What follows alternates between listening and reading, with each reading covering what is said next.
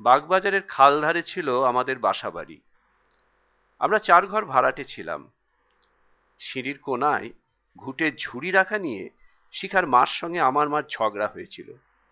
একদিন আমার বোন তোরা যে যা বলিস ভাই, আমার সোনার হরিণ চাই গানটা গাইছিল, ও যেমন পারতো আর কি। আর সঙ্গে সঙ্গে শিখা চেঁচামেচি শুরু করে দিল, লজ্জা করে না আমাদের গান গাইছিস? একদম গাইবি না। শিখার বাবা গানের মাস্টার ছিলেন। বড় বড় শাড়ি পরা মেয়েরা শিখার বাবার কাছে গান শিখতে আসতো। আমার মায়ের একটা জার্মান রিডের হারমোনিয়াম ছিল।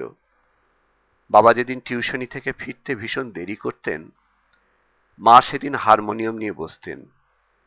একদিন মা সবে আমার সোনার হরিণ চাই গানটা ধরেছেন, সঙ্গে সঙ্গে আমি আঙুলটা ঠোঁটের কাছে এনে বলেছিলাম, চুপ চুপ, গেও না মা, এটা শিখাদের।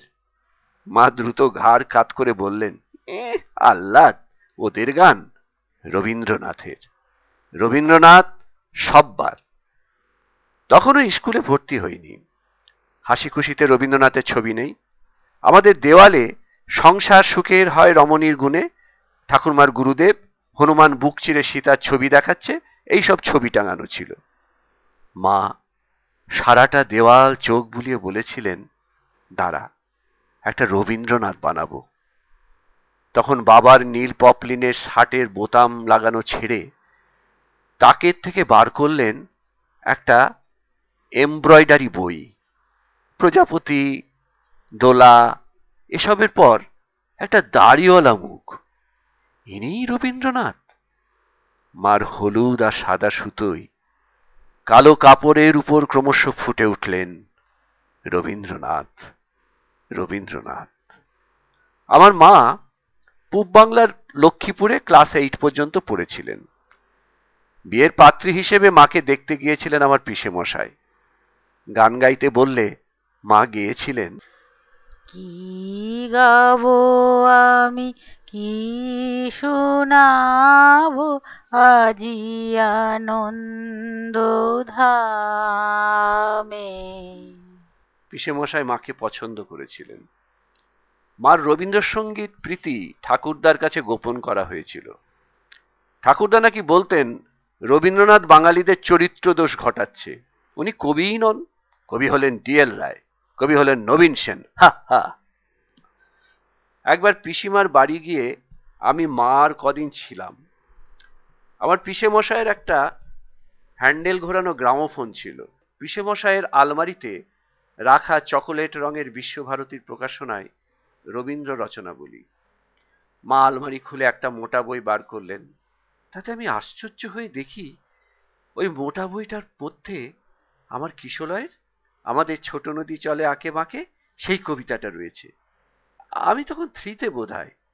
ওই বইটার পাতা উল্টে দেখি প্রত্যেক পাতায় কবিতা রয়েছে। প্রত্যেক পাতার কবিতা রবীন্দ্রনাথ লিখেছেন। মাকে জিজ্ঞাসা করলাম। মা তখন সারা আলমারিতে হাত বুলালেন, বললেন, আলমারি ভর্তি যত বই, সব বই রবীন্দ্রনাথ লিখেছেন। সব কটা বইয়ের সব কটা পাতা? আমি ভীষণ আশ্চর্য। গুনে দেখি, 1, 2, 3, 24টা। আমি শুধু ওই বাঁধানো বইগুলো দেখতে থাকি, প্রাণ ভরে দেখতে থাকি। তখন টের পাই চারপাশে ঢাক বাজছে, কাসর বাজছে, উলু দিচ্ছে, কে যেন পুজো হচ্ছে। আমার শরীর যেন অঞ্জলিবদ্ধ করপুট হয়ে আছে। তখন শুক্রবার রেডিও নাটক শোনার ভীষণ চল ছিল।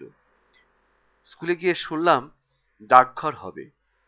আমাদের রেডিও ছিল না, শিখাদের ছিল। শিখাদের ঘরে এ বাড়ি ও বাড়ি থেকে বৌদিরা বাচ্চা কোলে করে ফি শুক্রবার ওই 8টা বাজতে 5-এ ঠিক হাজির হয়ে যেত।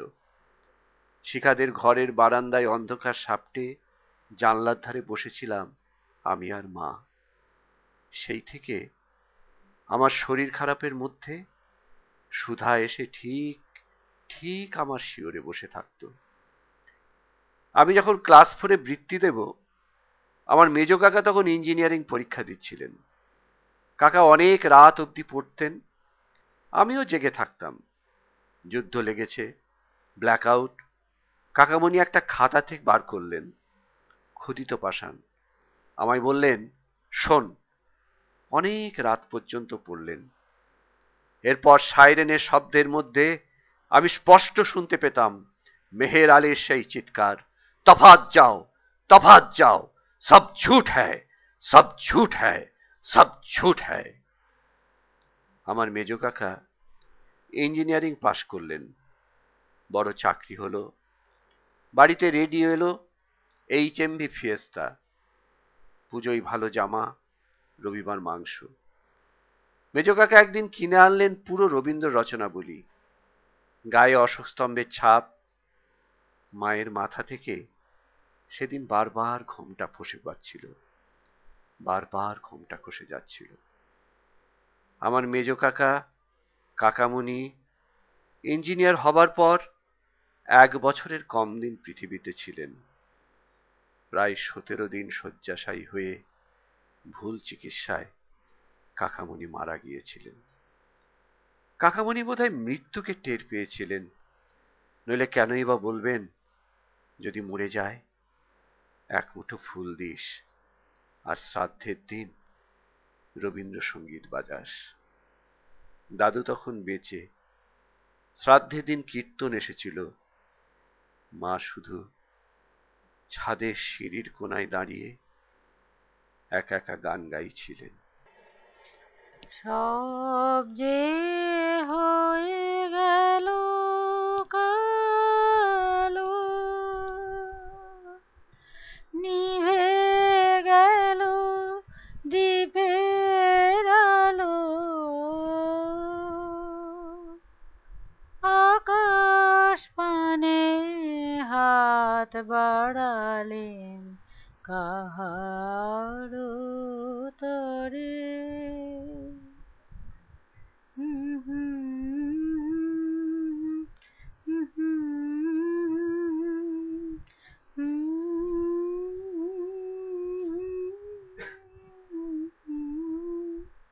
আসলে আমি আমার মৃত মা, কাকামণি, এদের স্মৃতিচারণ করতে যাচ্ছিলাম। নিছক পারিবারিক স্মৃতিচারণ। এর মধ্যেও রবীন্দ্রনাথ ঢুকে পড়েন। উপায় থাকে না, কিছু উপায় থাকে না।